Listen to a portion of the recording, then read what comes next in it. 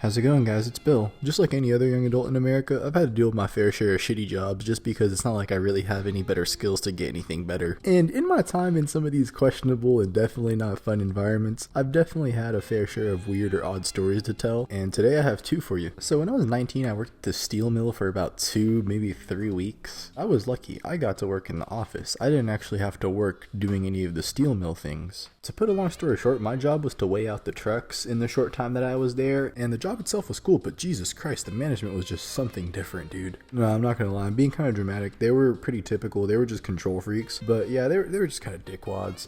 The job work itself wasn't anything crazy. Now they got the job down pat pretty quickly. But man, they just had like the weirdest constraints on like the weirdest stuff. Like you didn't get your 10-minute break. What's it called? Like they would have you shove your phone in a locker at the beginning of every day. Like you couldn't even have it in your pocket or turned off or some shit. And obviously none of like these minor control freak issues are like issues in themselves. But you know, when you put them all together, it just starts to be like a really weird environment. And I ended up just getting fired 3 weeks into it, because they considered me rebellious because I wouldn't put my phone in the locker, because I would literally just leave it in my car and risk heat damage before I would let them actually get their hands on my phone. And I don't know why they act like the surprised ones. I mean, you guys hired a 19-year-old. What did you realistically expect in terms of someone's problem solving? And I'm pretty sure the older generations do not realize that pretty much anyone under 30 does not give a fuck about dick riding the boss because they don't get paid enough. Now, apparently it was my issue that I did not get this memo because I'm not a pro dick eater. I just went there to weigh up steel. I didn't get paid enough to eat no meat, and I mean, they let me go. But here's the gag. When I went through that job, I did it through a temp agency, also will not be named. They ended up just withdrawing with me instead of sending in somebody else to do the job, so they can eat dick. Fuck them. They still lost. They're still down one and short staffed. They can all eat dick. But let's not waste too much time on that. I also have another story about when I was a mechanic. Or actually, it's more so like the lack thereof that is the story. I mean, if you ever worked manual labor, Jesus Christ, that shit is like a different level of soul crushing. Like, it doesn't matter what you are doing. Like, you could be doing landscaping, or like you could just be like doing the most low physically taxing but still physical labor, and that shit will still beat the donkey shit out of you, man. I was about 18 years old working as a mechanic because, I mean, they just hire anybody nowadays. You already know that. If you didn't know that before, now you know. Or if you were just curious, now you know. They definitely hire anyone. So I got that job and I was just doing my thing. I was learning bits and pieces about cars because, you know, I like my fair share of cars and I want to sit there and know how to do my own things on my car and save myself some bread. Dog, I did not expect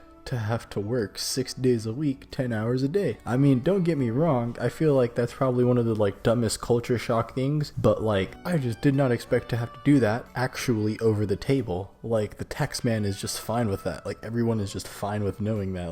Like I had always thought that working anything over like 50 hours or some shit like that was done under the table because that shit was like super illegal. Like hell no, you can just sit there and break your bones, bro. Now, not to get too distracted, back to the job.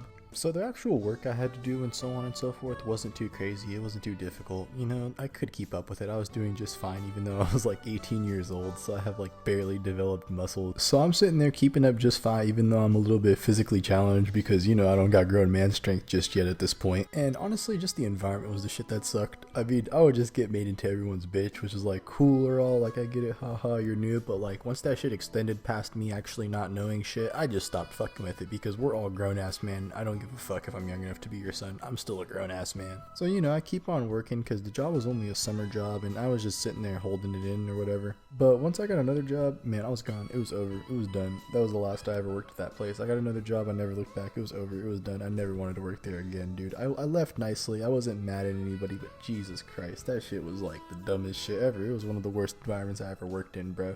That shit was terrible. If you've ever been unfortunate to work as a tire guy, you know exactly what I mean. That shit is it's just excruciating. It's not even actually difficult. It's just so difficult on the mind itself after time. Like, I just couldn't fuck with that shit. So I left, and fortunately for myself, I mean, I feel like I have a job I like now, but I mean, shit. At least I don't work there anymore. It could always have been worse. This has been Bill. Thank you guys for watching. I always appreciate it. You guys take care out there. Have a good one.